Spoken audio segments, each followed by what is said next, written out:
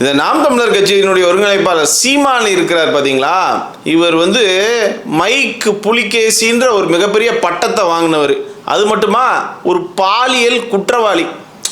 அச்சோ, இவங்க பாலியல் குற்றவாளினா இவங்களுக்கு கோவம் வருமே, செக்ஸ் குற்றவாளின்னு வேணால் சொல்லலாம். அது மட்டும் இல்லை, இந்த போலி தமிழ் தேசியம் பேசக்கூடிய நம்பர் 1 ஆள். தமிழ் தேசியம்னா என்னன்னே தெரியாது, போலியாக தமிழ் தேசியம் பேசிகிட்டு இருக்கக்கூடிய ஆள்.